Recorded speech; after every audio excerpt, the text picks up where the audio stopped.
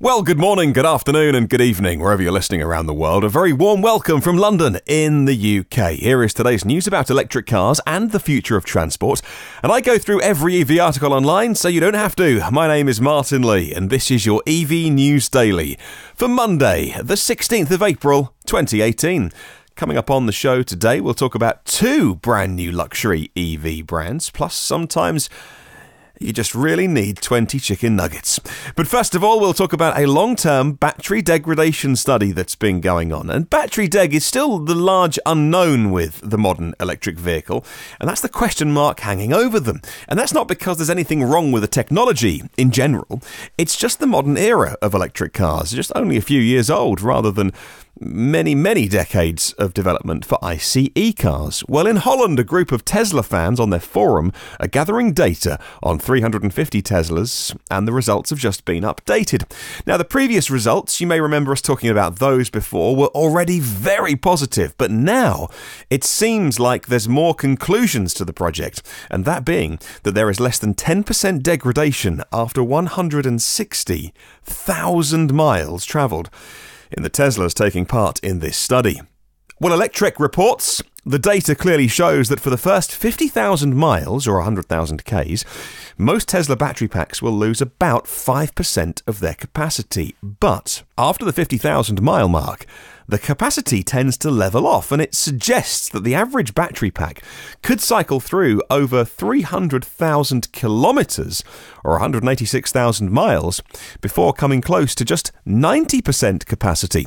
One of the cars reporting data into the study, and there's always outliers on all of any big amount of data. The car that's travelled the furthest has done 280,000 kilometres, and it has just about 90% battery remaining. Now, of course, we don't know how many of the Teslas that are reporting into this study were supercharged every single day. And maybe some of them were slowly charged up to 70% diligently every day. So we don't know what kind of treatment those batteries have been given. But with 350 cars in the survey, that's a pretty good size for any data to start to draw some conclusions from. Now, although EVs may be relatively new, the 18650 cells which make up the Model S battery packs have been quite established for quite a long time. Indeed, Tesla only chose that technology when they first started because it was the most cost-effective and proven technology. Well, the temperature management is surely key to this. Even recently, the Nissan LEAF, without any thermal management on their new 40 kilowatt-hour car, has come under a degree of criticism from people wanting to rapid charge multiple times in a row and finding out maybe they can't do that. Well, one commenter on the Electrek article summed it up nicely, so I'll give him the credit on this. He said, by 160,000 miles on various ICE cars I've owned in my life, not including regular oil and filter changes, I've replaced a manifold gasket, a timing belt tensioner, a dropped valve, a muffler, a head gasket, and more. Granted, this wasn't all on the same car, but it is something you'll never have to replace on an EV. He says to me, 10% battery deg is acceptable as a trade-off. And you know what? I think I agree. Well, the next things which spring to mind is how long will a battery actually last? Is there anyone who's had a Tesla battery failure, not after 10 or 20,000 miles because of a hardware failure, but they've just done so many miles, the battery's now unusable? Well, I've searched online. I can't find any examples of, and maybe I've missed it, and maybe you know, correct me in the comments or get in touch, but I couldn't find any. Chances are the Tesla batteries will last longer than the car itself. Certainly any of the second uses, Teslas that have been written off in accidents, and then people have bought the batteries for homebrew projects to put in different cars, all seem to be coping very well. What does it mean for second life batteries in terms of things like home storage? Well, good news from the perspective that these batteries are going to be usable for a long time, but maybe bad news in that not so many cars are going to have them to spare for quite a long time. Well, moving on, and plans are in place to launch a high-end electric car under the name Pininfarina, reports Motor Authority. The new Automobili Pininfarina was launched on Friday, a couple of days ago, last week, in Rome, where Pininfarina parent company Mahindra was competing in the Formula E race in Rome for the very first time. Well, the cars are going to be luxurious, they say, highly advanced, and offer extreme performance. The first model arrives this year as the production version of the H2 Speed concept that was shown at the Geneva Motor Show 2 years ago. Now, the H2 Speed is track only, it's electric, but it's hydrogen fuel cell electric, only 12 are being built, but confirmed last Friday a much more potent model, says this article, arriving in 2020 to serve as the flagship of the brand. It will reportedly use technology developed by Rimac, as well as Mahindra's Formula E team.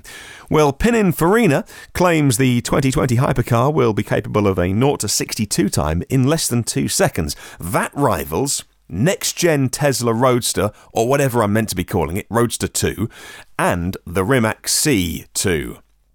0 to 186 miles an hour, well, that's targeted in less than 12 seconds. And so the time it takes me to read this next sentence, to say that it'll have a top speed of 249 miles an hour, well, in the time it took me to say that, you'll have gone from 0 to top speed. And the world would have been flashing by at 250 miles an hour. That's kind of insane. A production run of around 90, they say, with a 311-mile range, which would indicate maybe a smaller battery than the Tesla Roadster. When the Roadster 2, whatever we call it, was launched, they were touting almost 1,000 kilometres range on that. And people were then scratching their heads going, double-decker battery? How do we do that? Well, Top Gear pointed out it'll also come with level 3 autonomy, which is not fully autonomous, but the driver will be needed. It's a step up from simple lane keeping assist and radar cruise, they say. Well, 2 more stories, and Mercedes Maybach reveal a new teaser for what looks like to be a concept for a luxurious new EV. The car is set to debut in a few weeks at the 2018 Beijing Motor Show.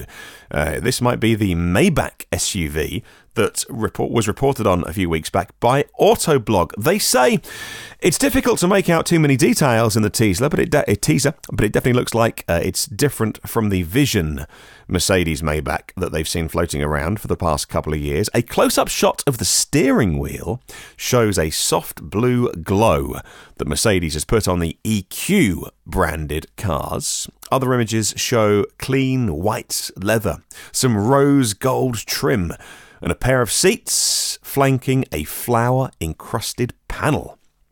And finally, even when you are road testing a top-secret EV sports car from one of the world's most famous sports car makers, when you need a Big Mac and when you want 20 nugs, you've just got to hit the drive-thru. Well, Inside EVs reports a Porsche Mission E was seen on the roads in public at a drive-thru at McDonald's. They've translated the video description from the person that posted it online. During a night refueling near Stuttgart, we ran into the Porsche Mission E test mule. During the difficult testing of hungry driver, he went for a Big Mac.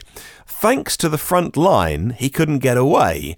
Check out the video and photos of the prototype model that is likely to unseat Tesla from the throne.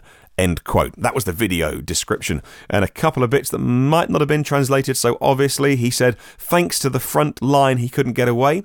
Do you reckon that's the queue of cars in the McDonald's drive-thru? And also he says that it'll unseat Tesla from the throne. Yeah, that's just a pretty common thing that anybody says whenever they talk about pretty much any other EV, particularly a sports car or an expensive EV. Of course, the default thing is to compare it to either a Tesla Model S, X or 3 and normally follow it up with calling it Tesla beating. You know, it's just what journalists have to do. Well, I'd love to spread the word about electric cars. If you can, share this with somebody who might be interested. You can listen to every previous episode of the podcast on iTunes, Google Play, Spotify, YouTube, TuneIn, Stitcher, and the blog evnewsdaily.com, where you can subscribe. Now that means you get it first and free and automatically. It would mean a lot if you could rate and review where you download this, but no worries. I know you're busy. And if you want to say hi on our socials, like Facebook, LinkedIn, and Twitter, just search EV News Daily. Have a wonderful day, and I'll catch you tomorrow.